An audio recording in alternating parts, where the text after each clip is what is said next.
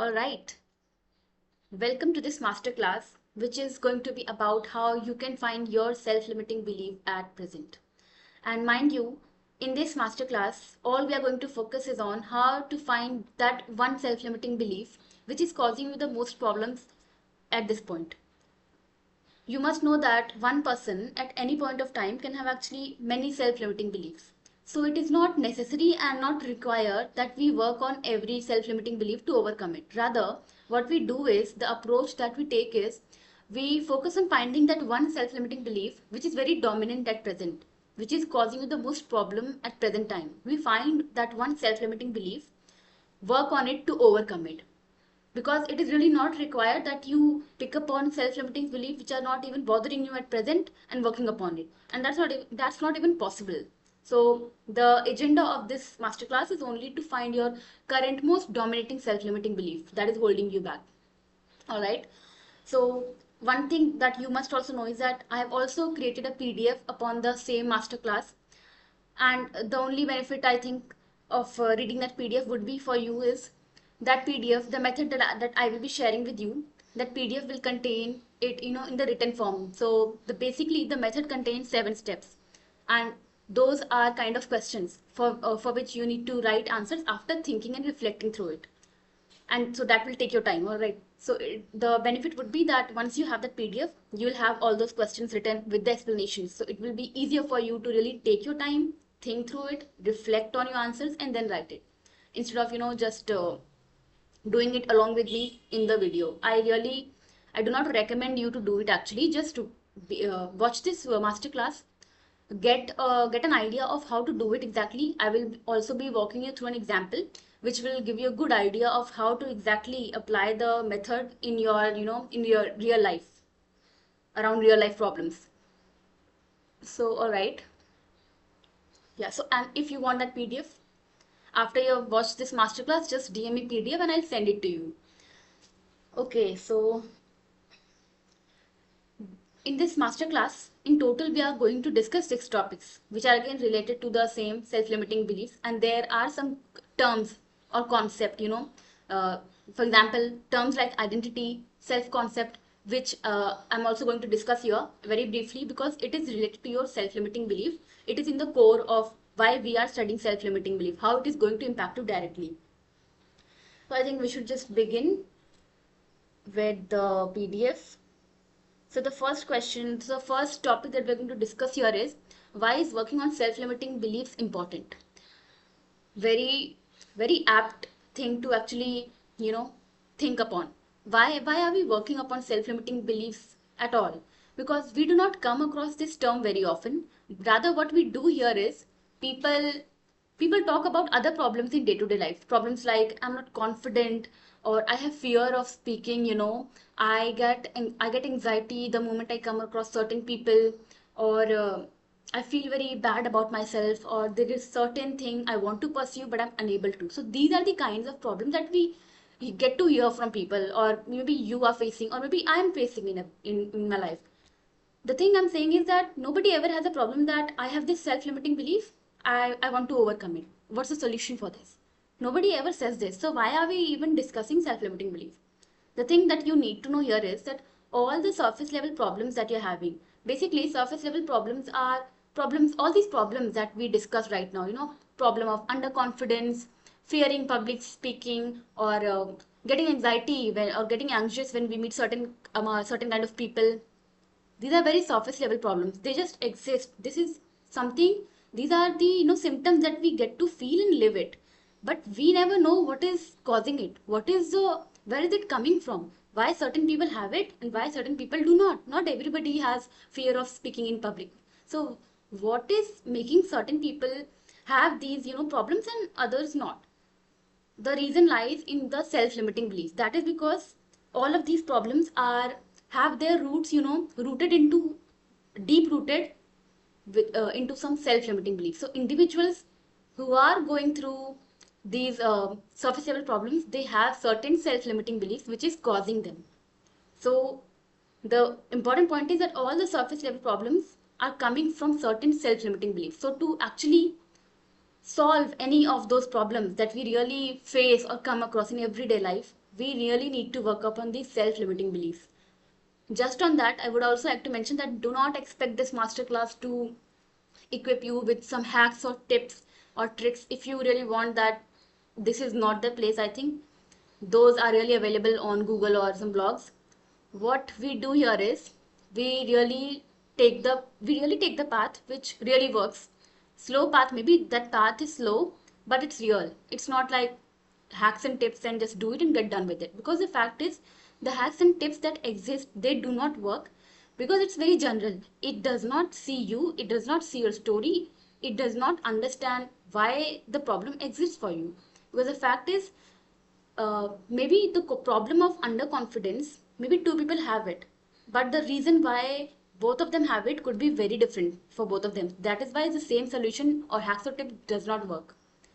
Moving on ahead, getting back to the topic, yeah, so this was why it is important that we work on self-limiting belief, because we want to solve our surface level problems. We do not want to get remain stuck with our problems or in our life. We want to, actually identify that block which is causing that problem or stuckness and overcome it, so that we can actually move ahead in our life. So the next topic that we have is, how is it related to your current identity? All right, so you know all the self-limiting beliefs that we have, how is it really related to our identity? Before we actually discover this whole question, let's talk about a bit about this term identity. So when it comes to identity, I think the term is pretty, we have used this term in our lives, obviously. Identity, as in something that's very individual to, everybody. Their identity, their being. I hope you understand this way. Now, another thing that I'm going to bring here is self-concept. Now, these terms, self-concept and identity, are quite, related. How? Now, if you see the term self-concept, it's quite self-explanatory as well. The concept that you have about yourself is your self-concept. Basically, it means that the definition that you have about yourself. So when it comes to identity and self-concept, it is what you think about yourself, what you believe about yourself, how you see yourself. In the bigger picture, it is how you see yourself. So if I say that this is you, what do you think about this person? If you were to introduce this person, how would you introduce them? And not to the other world, but genuinely what comes out of you when I say that, who is this person? And suppose this is you.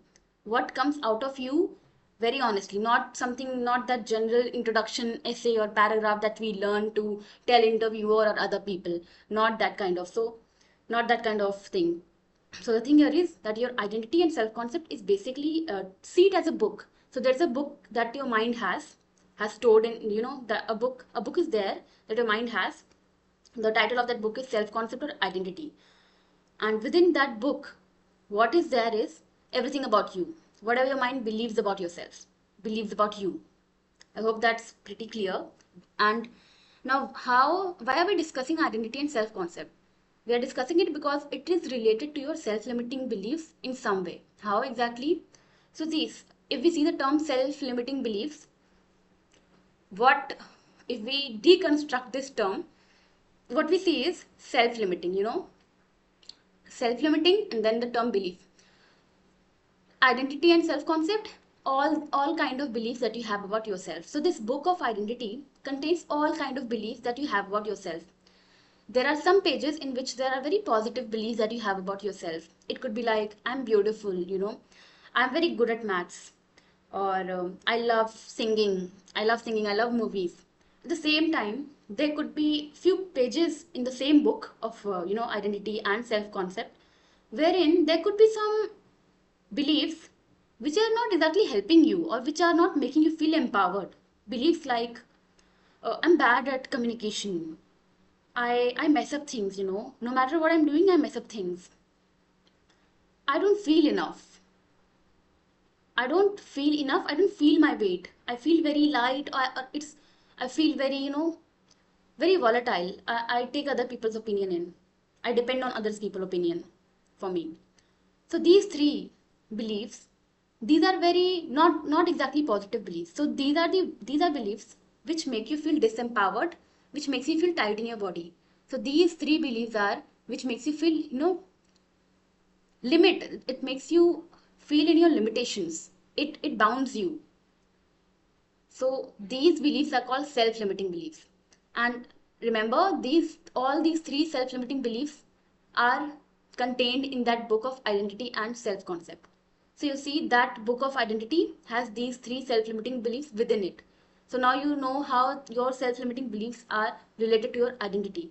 Your self-limiting beliefs are a part of your identity. So whatever you are, however you are at present, the way you see yourself, the way you believe, whatever you believe about yourself, your self-limiting beliefs are also supporting it. So there are some self-limiting beliefs which you are very, holding on to, which you are believing on to and then living your life. I hope I made myself very clear. All right. So, and I just mentioned, like to tell you at this point that if you have any question here, just write it down. And once you're done with the masterclass, feel free to send it to me in the chats, DM me on WhatsApp if you have any question.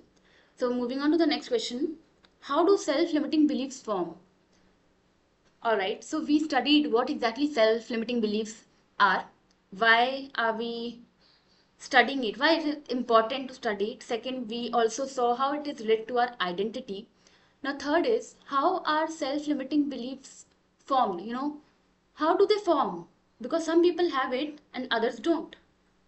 So, what is happening that some people are actually, having these self-limiting beliefs and others are not. So, to explain it to you, I think I'll rather give you three examples. Yeah, it would be better. Yeah, I'll explain it to you through three examples. I'm sure you'd be able to understand how these form, and maybe you'll be able to originate or trace your self-limiting belief and where it exactly came from. So the first example. So imagine this. Suppose you are a kid. You had to deliver a speech in front of your class. You go there, you stand, you start your speech, but for some reason you fumble or you just get stuck there. You just forgot your speech. Just imagine you forgot your speech. You stand there speechless, and at that moment, for some reason you just got you don't know what to do, and you're just standing there speechless. Meanwhile, your teacher, out of her maybe because she's cranking or something, she just comes and insults you and bashes you up, and that makes the whole class laugh. And while that incident gets over, your mind makes a note that this is something that happened and I did not feel comfortable in that moment. What followed that event? So what your brains end up noting down is, or writing down in that book of identity or belief, is that we are not good at public speaking. We should not step on stage to speak ever, because if I do that, I will make a mistake, and that will lead me to be in a very uncomfortable place where people will laugh at me, and I'll feel helpless. So you notice how this one incident where you got insulted in front of your class leads your mind to form a self-limiting belief that I'm bad at communication, I'm bad at public speaking, I will not do it, I should not do that again.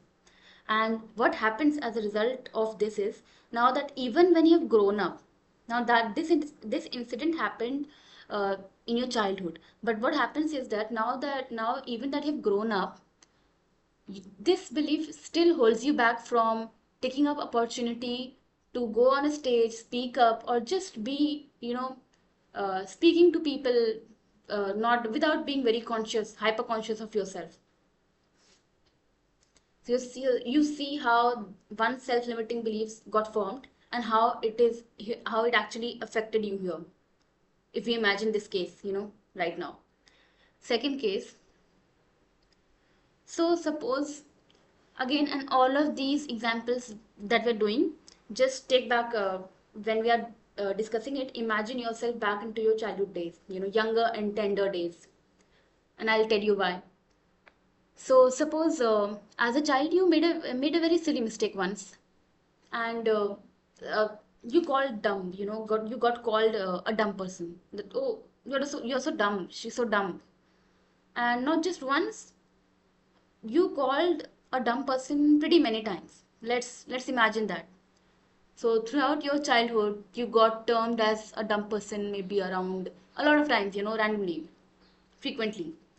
Now, what happens over time is your brain starts to accept it. That so many times I've been told that I'm a dumb person. Maybe it's true. Let's just accept that fact. Another page is added into your book of identity. Written on it, I'm a dumb person. No matter what I'm doing, I'm bound to mess it up. Because I've been told that. So your brain sees it as truth. And it just gets imprinted in your book of identity forever. As a result, what happens is, even when you grow up, you always have an innate belief in you that no matter what you're doing, you will have a belief that I can mess it up anytime. I'm bound to make a mistake. I'll get it wrong. Maybe you are going to give an interview. Maybe it's a very important project at your job. You always have this fear of messing things up, and I'm sure you know how it would affect you. It would really make you very fearful, underconfident about you doing something, you doing a job or giving an interview. And basically it also leads you to self sabotage yourself, adding another layer of criticism on yourself.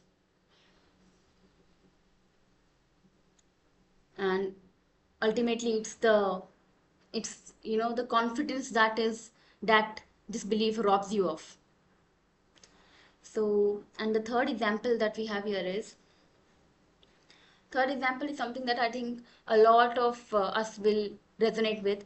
So it's more, I think, related to our physical appearance. So back to our childhood or tender days, I think a lot of us must would have been, or let's just imagine if you were poked out for having a certain kind of body, or for being, maybe for your complexion, having a dark complexion, or for being too, slim or fat, short or too tall, or just random things that, she walks very weirdly, her hair is so bad, she smells or he smells, things like these. When you get to hear it, your brain is so your brain is so absorbing back in your childhood days that it is bound to take up all the opinions coming from outside. So it makes you know that, okay, I have bad hair, I must not I must not meet people frequently, because the moment I meet new people, they will also notice my hair only. My talent or what I'm saying is not being recognized, but it's my hair which dominates everything, my personality. So your hair becomes everything you're conscious about. So next time you're meeting new people, first thing that will happen is you will refrain from meeting new people. You will refrain social gatherings or encountering, people in general. And even when you do, a lot of your energy is going to be spent on that, on you observing if people are looking at me, are people noticing my hair, or are people thinking same thing that others have said about me. That an insecurity gets built up in you. And so this is, and again your brain picks it up as a self-limiting belief.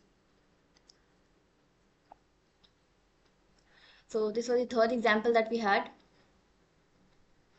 And the fact, when this insecurity actually gets formed, what happens is that you actually never feel safe and comfortable with other people, and that actually leads you, or hamper your ability to form casual, or just healthy bonds with others, with other people, in maybe in your professional setup or personal life.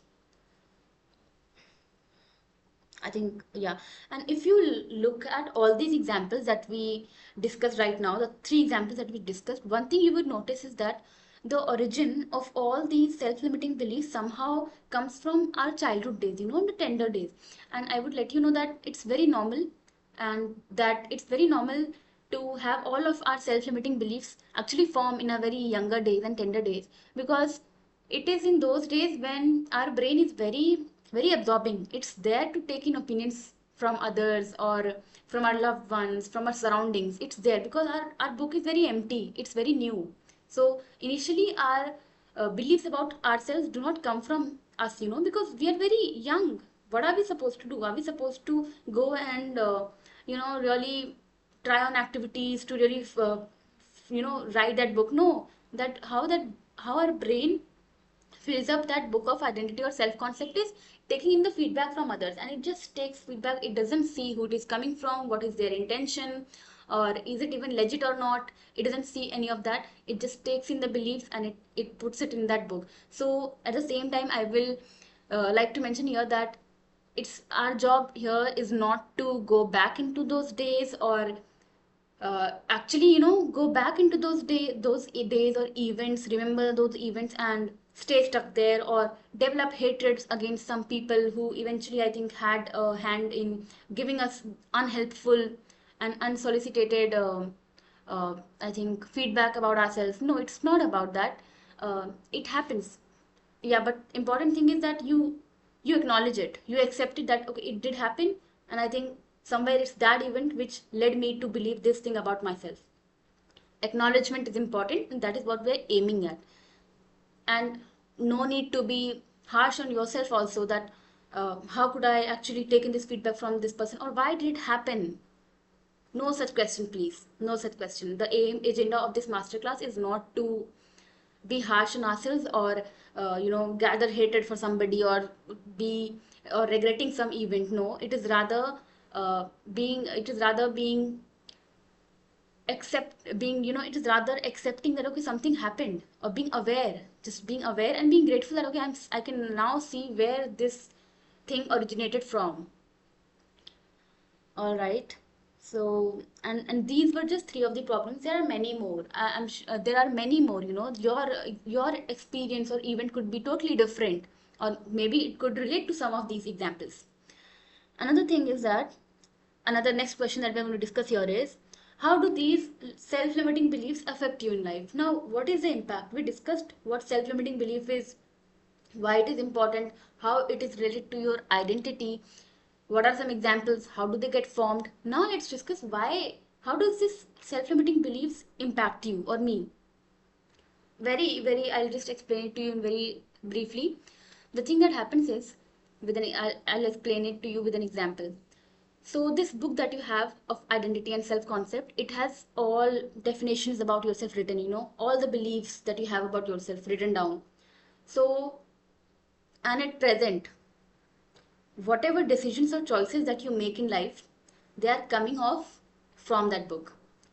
So any decision that you make, your brain, so if when you're in a dilemma, okay, if should I do this, should I choose this or this, your brain goes back to that book, opens up all the pages and sees and checks up every page, that which one, which one choice is more resonating with this book, which one choice will be more easier for us to approach or pursue, considering what information is stored in this book. So when we have a lot of self-limiting beliefs, or a very dominating self-limiting belief about yourself, what happens is, when we have a choice A and choice B, and then even if we want to do this, let's just say if we have a choice A, or I'll just give you an example. Suppose marketing is something that you really like, you are really attracted towards it, everything about that industry interests you, and you are very fond of it, you want to get into it. But what happens is, that public speaking, or just communication is a big part of marketing as a career, and one of your self-limiting beliefs stored in your identity book is, I'm bad at communication. Public speaking is something I'm not good at. I should not try it, or I should not do it. It will be uncomfortable for me. It will be unsafe for me. Why? Now you know, because maybe you had an event in childhood where you got humiliated and insulted for speaking at a stage, or while communicating to people. Now, when you have this limiting belief that I'm bad at communication, your brain will check that identity book. It will say, no, we are not good at this, and this, if we go with this choice, we are going to have to do this, so let's reject that option. Just to protect you, your brain will make you reject that option. You won't be able to actually pursue marketing as a career if you do not know that it is that your brain is really convincing you to ditch it, because you have a very self-limiting belief, stored inside you, in your brain. So I think it's very clear that self-limiting impacts you in a way that all the decisions and choices that you are making in life, be it career, relationship, day-to-day life, it is coming off from that, identity or self-concept book, which again contains many or one or several self-limiting beliefs. So I think if I have to point it out, how exactly it impacts, one is a lot of your energy in your day-to-day life is spent on, overthinking, overanalyzing about that self-limiting belief, or that belief you have about yourself, that limitation you feel every day. Second, you see yourself in a limited way. Once you have a self-limiting belief, it means that you have a belief which makes you feel very limited. So you start seeing yourself also in a very limited way. It makes you feel of your limitations. That okay, this is a boundary I cannot cross. And yes, the major one is that the choices you make, it gets really heavily affected by the beliefs you have.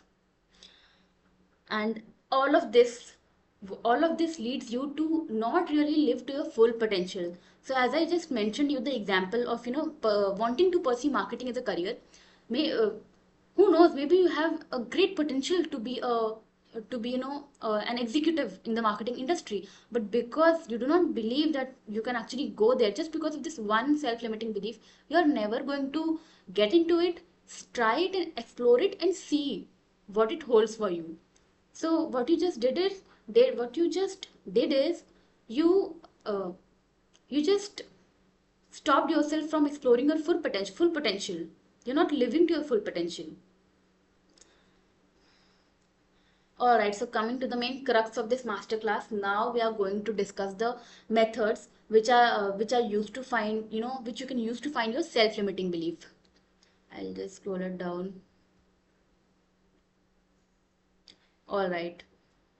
And before we actually discuss these steps, I want you to, I would I would recommend you to actually, when you are watching this as a video, just watch through it, understand how you will use this method, because I will also walk you through an example, personal example. But when it comes to actually applying or using this method upon yourself, I recommend that you ask me for the PDF, take the PDF. There we have each step written down. You take pen and paper or your notepad or wherever on your phone you can write, take that up. And for each question, take your time, think, reflect on it, and then write it down. And write as honest answers as you can. But I urge you that take your time and write down the answers, because that way you can actually catch on your thoughts. All right, so we'll start with these 7 steps, which will help you find your self-limiting belief. And remember, one belief at one time. Do not try to find several beliefs at one time. And it's not even possible, to be honest. So the first step is take the problem you had for a long time now. So, if you're here, I'm sure you have a problem, or there is an area in your life where you feel stuck, or there's a goal which you want to pursue. You're on the way, but you feel stuckness. So take that problem, bring that stuckness, bring that area of your life where you feel stuck right now into the consideration. Now the further steps that we discuss, consider this problem only in your mind. So take the problem you've had for a long time now. Step 1 done. Step 2. For once, keep yourself aside and think logically about the problem in detail. What you have to do here is, till now, you were seeing yourself and the problem together. So it was like this. Problem was there, you were under the problem. For once, I want you to take yourself out of this problem. So now problem is a problem statement. It is not I'm having this, it is happening with me. It is just a problem. And what happens is, why we are doing it is, see, when we are under a problem, we bring our emotions, our feelings into the problem. What that does is, it makes the logic takes a backseat. So when you separate yourself from the problem, emotions exit, logic comes in. We are able to see the problem in a more objective way. So now it is possible that we can come to a solution probably in the next steps. So separate yourself from the problem. You are no more in the problem. Problem does not belong to you. So it's just problem. You're no more a part of it. Think of it, imagine it, feel it. Take your time. Next step, step 3, imagine your favorite person. When I say favorite person, I want you to imagine somebody who you really care about. Somebody for who you would want best relationship and career for them. You would not want to see them suffer all their life. So imagine this favorite person, and now I want you to put this favorite person under the same problem that you have actually. All right. Put your favorite person into the same situation uh, that you are considering right now. Done. Take your time, really think that this person, or just imagine that this person is under the same problem. Everything is same, but the person has changed now. Step 4. When you're done, move to the step 4, which is, now you have to really take your time and think and imagine. Now when your favorite person is under that problem or situation or stuckness, what is the logical solution that you would suggest to them? What is the logical solution that comes to your mind when you see your favorite person under that same problem or stuckness? Take your time, think of it. The fact why we consider your favorite person here is because your favorite person is somebody you would never want to see them in that problem forever, stuck in that problem forever. So your mind will come to a logical solution, and a solution which is going to be very optimum because you want the best for that person. So really take your time, really imagine that it is your favorite person under the same problem. Think, what would you tell them, or what would you suggest them? Just think of it, write it all down. Once you're done with this step 4, move to the step 5, which is, try to imagine yourself resorting to that same solution. Now, we have come to a solution or suggestion that we would offer to that favorite person. Take that solution or suggestion, take it upon yourself now.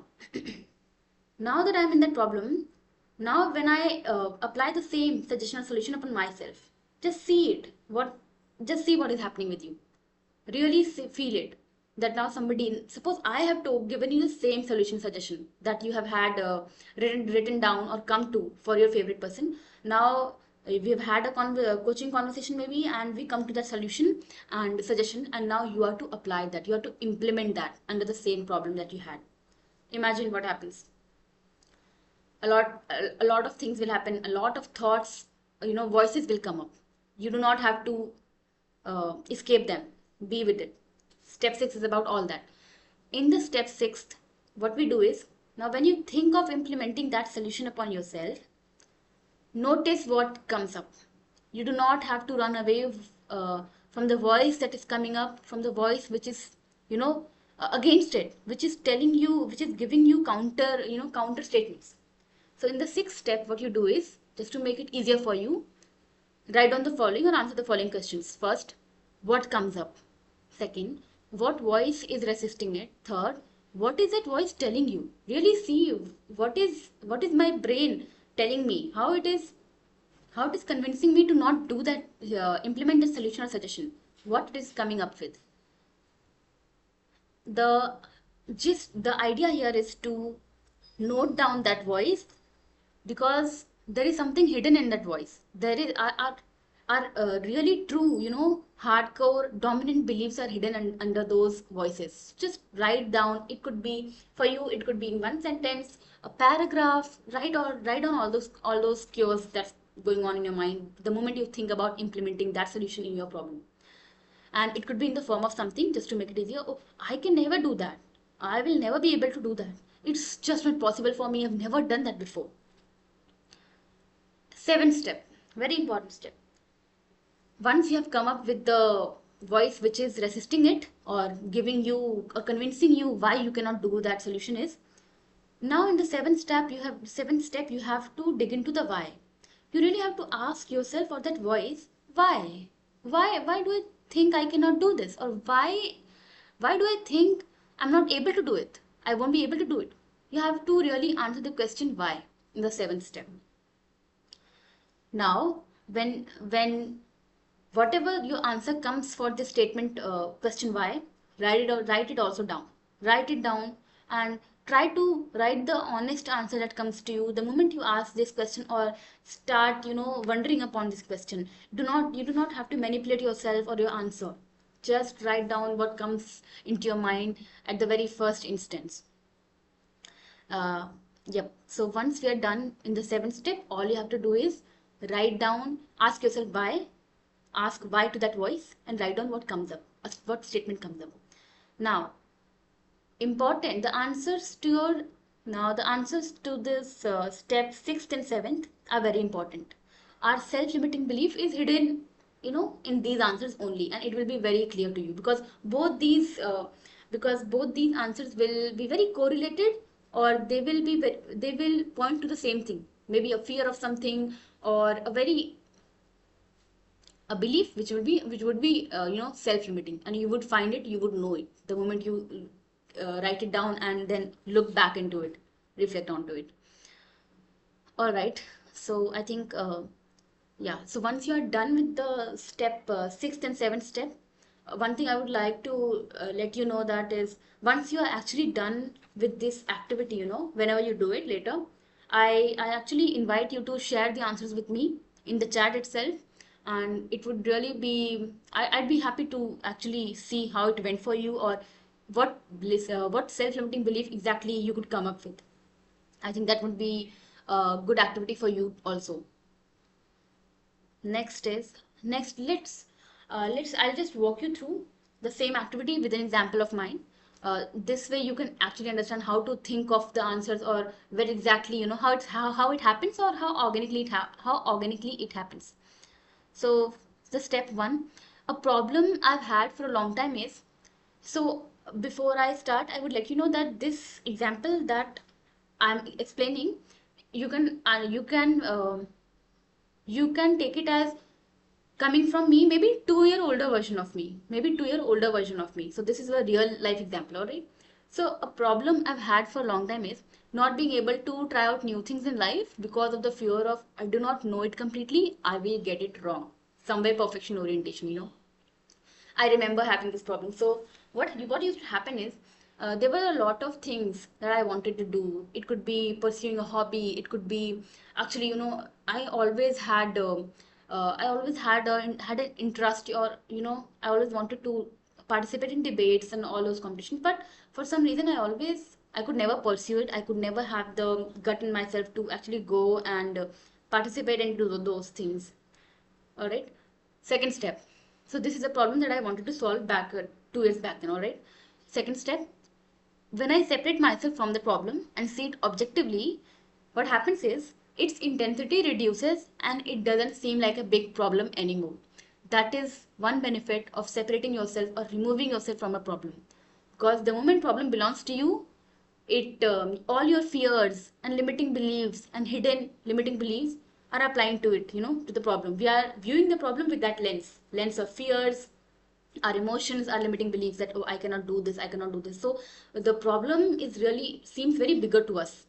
But the moment we remove ourselves from the problem becomes very objective and just a problem, and to an extent where we are able to say that, okay, this can have a solution, it's not a unsolvable problem. So in the second step, I separated myself from the problem and saw it objectively. Third step. Now when I imagine my favorite person, so here my favorite person, I took my brother as a favorite person because he is somebody I care about. I would always want best for him, best for him. So now I imagine him under the same problem and circumstance. So what I imagine here is that my brother also wants to pursue all these things, but he's unable to. Something is stopping him. Something is stopping him from pursuing all of those things. Now, what suggestion or solution I come up to? So I am able to come to a solution that would serve that person best because I genuinely care about them, and that is because I do not want my favorite person to stay stuck in this problem forever. That is one bias I have about my favorite person. That is why it's important that you really consider somebody who you care about, who you want best, best for. Now, in the fourth step, what I would tell them, or the suggestion that I came up with, was line by line. I'll just read it to you. Do not be afraid of making mistakes, as it is inevitable. Just go in and try new things in life anyway, because that's how we all learn new things. So imagine me telling these two lines to my brother, eye to eye. Do not be afraid of making mistakes, as it is inevitable. Just go in and try new things in life anyway, because that's how we all learn new things. And I think it's very, very obvious to me right now. When I think of these two statements, it's very obvious to me. But back then, remember, we are talking about me 2 years back. So this is a suggestion that I come up with. Fifth point. Now I see how it would feel to implement the same solution upon me. I am able to see what stops me when I try to believe in the above statement. Suppose I've been told this solution or suggestion, and now I try to see it applying upon myself or implementing the same solution or believing into this statement going ahead. Now what comes up for me? So here I've written in the sixth step, what comes up for me is I don't want to make any mistakes first. What if I make a mistake? What will people think of me if I make a mistake? I have written just these 3 points. For you, it could be a paragraph or maybe 2-3 lines. Just write it down, whatever comes at the first instance. So for me, what came up was, I don't want to make any mistakes. What if I make a mistake? What will people think of me if I make a mistake? If you notice, these statements are correlated. It highlights my fear around making mistakes. Next, in the seventh step, we dig into the why. So why am I unable to implement the solution exactly? Or why am I afraid of making mistake? Why am I afraid of making mistake? In the seventh step, we just ask why to what came up for us in the step sixth. The voice that came for us in the sixth, we ask why to that statement. So I think 2 points I came up with was, first, because I'm unable to trust myself that I will be able to handle what happens when I do make a mistake there. Second point, I'm unable to believe that no matter what happens, I will be fine. So I think it's my fear of making mistake and my inability to believe in myself that I will be fine even if I make a mistake. Not actually, the thing is, what's coming up for me here is that I'm not fine with making mistake. I have fear around making mistake in the seventh step. Now remember, the answer to step 6th and 7th are very important. It could be your self-limiting belief could be in either of these, in the 6th or 7th, or both. Both could point towards one thing. That's not a problem. So my self-limiting belief traced here is that the statement that I cannot handle making mistake. My belief that I cannot handle making mistake is one of my self-limiting beliefs that I need to work upon. Now this one limiting belief, maybe it seems very small or just one, it is going to show up in my life a lot. It would show up when it comes to either choosing a career path, relationship, or simply expressing my views. This one belief will come in between, and that is why it becomes important that I work upon it, or that you, once you find out your self-limiting belief, choose to actually work towards overcoming it. All right, so I think this was the example which I had to walk you through. I'm sure, or I hope that it really makes it easier for you to actually apply this method upon yourself also. All right, so now what can you do exactly next once you have actually found your self-limiting belief? So one thing I would want you to note here is that do not expect yourself to get rid of this one self-limiting belief in one day or in 1 week. Do not over expect from yourself, or do not be illusion. Do not live in illusion that the moment I find it out, I'll be able to get rid of it like this. No, it doesn't happen that way. Do not expect yourself that. But what will happen is, the moment you will find your self-limiting belief, your vision will become clearer. You will have an idea of the problem that you are really facing currently, where it is coming from. The awareness will be there, which is again the first step towards healing, or overcoming your self-limiting belief. So you'll already be in your process. So because the first step is being aware what is causing the problem, or exactly seeing where the problem is originating from. That is the most important step actually. So dive into it, apply the method, find out your self-limiting belief. Do share your answers with me in the chats, and I'd be happy to see what comes up for you. And I think it will be transformation for you also to see what is exactly that one belief that is holding you back at present. And yeah, once you find it out, it's upon you how you want to actually solve it or overcome it. I'll be sharing classes on that also, master classes on that also in future. Or if you want to work with me or take a clarity call with me upon this self-limiting belief that you've found, you can always book a call with me or just DM me coaching to inquire about call. And I also have a free community WhatsApp community where I regularly share, content around how one can actually, overcome their self-limiting beliefs. So if you want to be part of that, you can again find all of these links in my LinkedIn featured section. So head over to my LinkedIn featured section. There you can find links to this masterclass, my PDF, WhatsApp community, and call book, all the things. All right. So homework for you is share, apply the method, uh, find out your self-limiting belief and share it with me. All right. All right. So I'll see you in the next session. Bye then. Bye bye.